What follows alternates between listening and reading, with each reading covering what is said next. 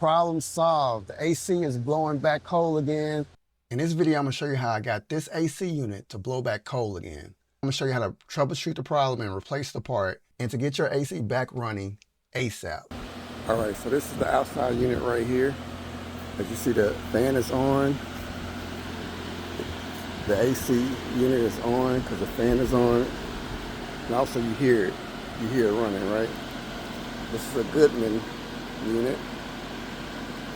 But the concept still remains for any unit you have. Like, take this approach for any unit you have. I fix multiple units just like this. 9 times out of 10, why your AC unit isn't working properly is because inside of here is a capacitor. So this capacitor controls the voltage. It stores the power and it directs the power where it needs to go. Sometimes if your fan isn't turning, that could be a reason why your fan isn't turning. The capacitor also controls the compressor. And that compressor also uses power, right? It uses a lot of power actually, it pulls a lot of power. If it wasn't for the capacitor, it wouldn't work properly because it'll pull too much at one time from your electrical system. So one other thing you need to check when you're trying to troubleshoot your AC unit is these lines right here. So what you want to do is you want to check the bigger size hose. You want to touch it. If it's cold, then that means it should be working. If it's warm, then that's not a good sign. That means it's not sending the coolant through to get this line cold. Another thing that I'm hearing is a buzzing sound while this unit is running. You hear that? That buzzing sound isn't normal.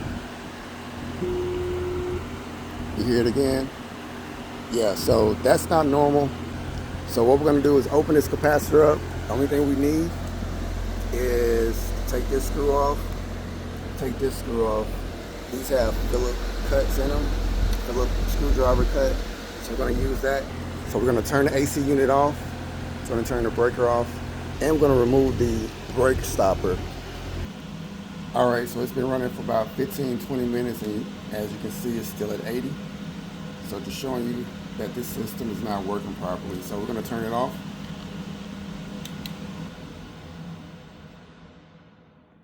Find the label that says AC. So over here it says AC as well. And because I don't know which one it is, guess what? We're gonna turn off both of them. Turn off both. So we're gonna pull this breaker stopper, they call it a disconnect. Pull this out. Most times yours will either have a switch go off on and or the option to pull it out.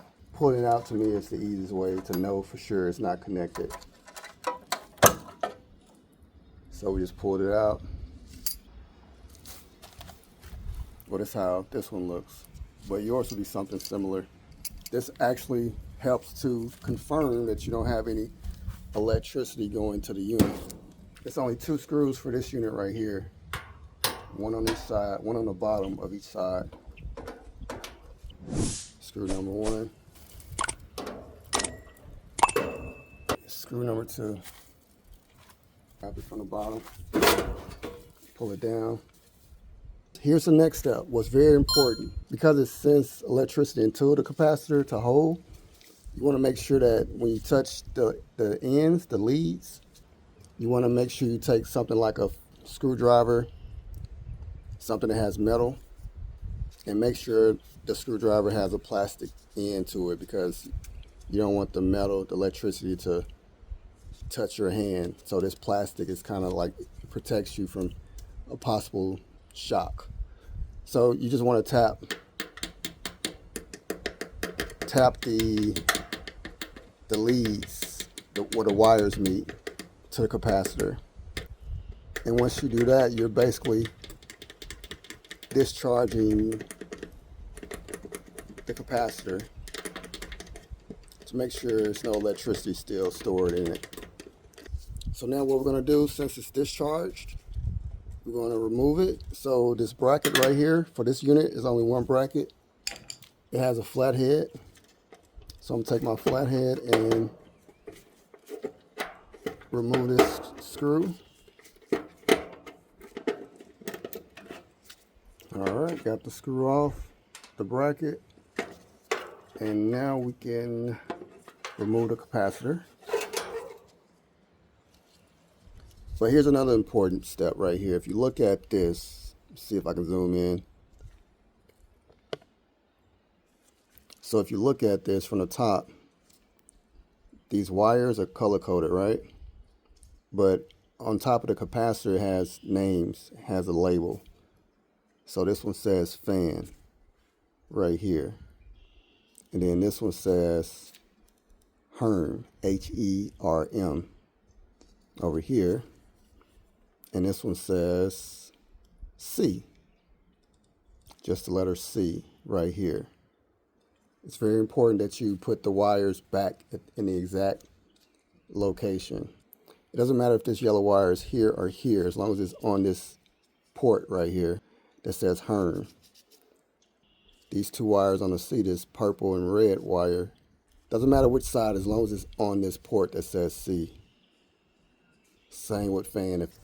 Alright, so if you look at the label on this one that came from the unit, it says 45/5, and then it says 440 VAC. So those are the very important numbers you need to know.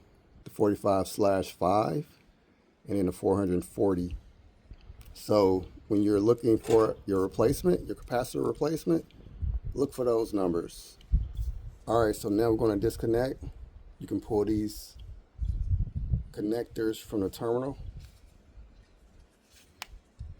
Just make sure you remember where they go. Take a picture of it so you'll remember. Alright, and if you wanted to, you can just take this off and then put this on a new one. And then take this one off and put that on a new one.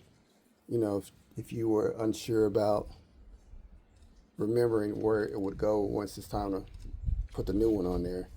But I know where mine goes, so I'm not going to do that. So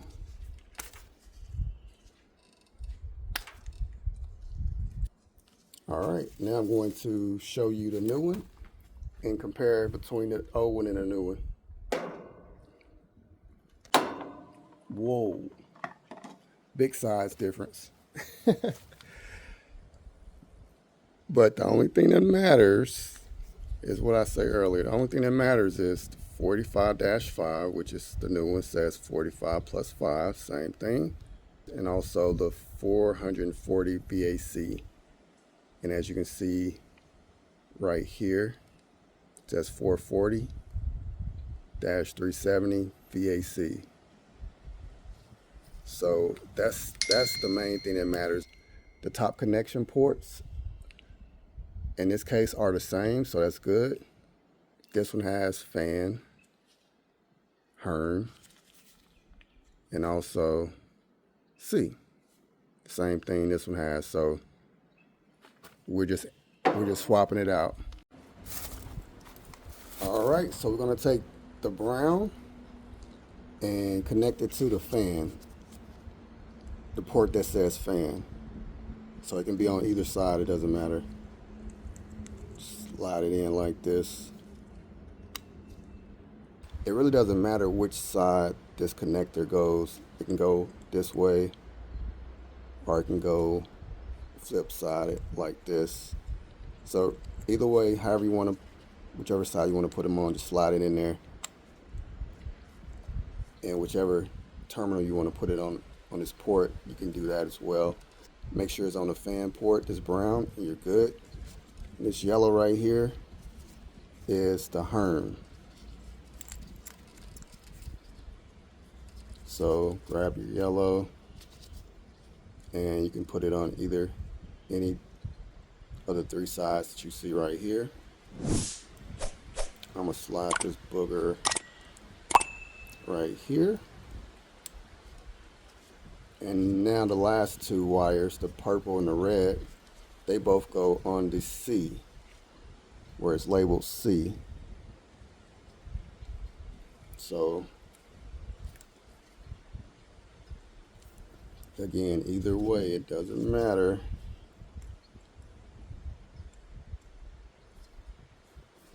Turn it this way so you can see.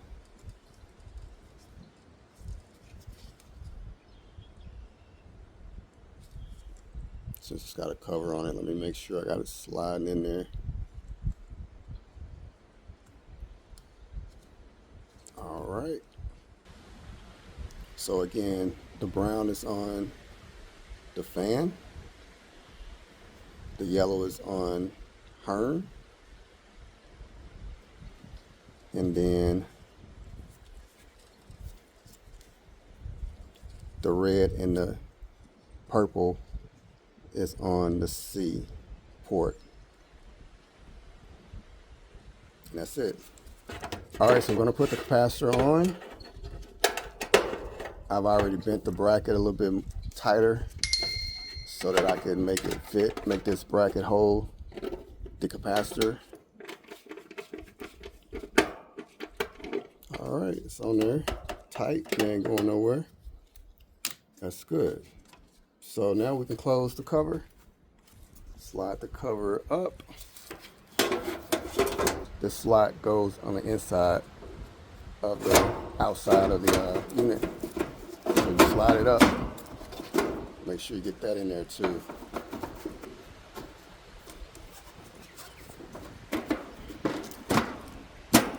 All right, got that up in there.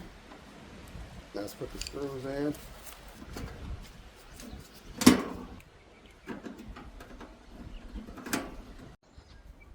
All right, so now we can reconnect the disconnect. For this one, this is all I have to do, just push it back in. Let's turn the breakers on, or in my case, breakers. All right, for the moment of truth, let's turn the AC on and see what it do. So we gotta set it at 75. What we're gonna do is, you can let it run for like 5-10 minutes, but within that time frame you should start feeling it getting colder. But one thing you don't hear though is that buzzing sound that you heard before. That buzzing sound, that bang, you don't hear that. That is a good sign. It's the main line you want to check right here, the bigger one. Make sure that's getting cold. So after I replace the capacitor, now I'm starting to feel it. And it feels like it's getting cold. All right, checking the vent. And it's getting colder. 74 degrees, let's go. So after I installed the new capacitor and fixed the AC unit, I ended up talking to old school. This guy's been in the game, the HVAC game, for probably like 30 plus years. And this is what he had to say about the capacitor. See? That's the common. The C is common. F is a fan. Okay. And the Rheem is the compressor. Okay. Okay. So when you went out there, you had common going to fan, and that's what was running. But this right here was bad. Common going to compressor. That was bad. So the common is where the two wires coming in. Which one got the two wires coming out? Right here. Right here. Okay. The common. So one of the wires, because you said both of these talk to each other or connect to each other? All of them. This talk to each other and this talk to each other. Okay. But right now, what you had was this went bad. So it wasn't nothing running but right here. Okay. Which was a light bulb moment for me because it helped me to understand it 10 times more. So the C on the capacitor represents common. It has two wires coming out of it though. And now I understand that. So one wire is talking to the fan side, and the other wire of the common talks to the Rheem side, which is the compressor. So this is why the fan could be running, but you could still have problems with the capacitor. So that's why the capacitor is one of the top reasons why your AC unit will stop working properly.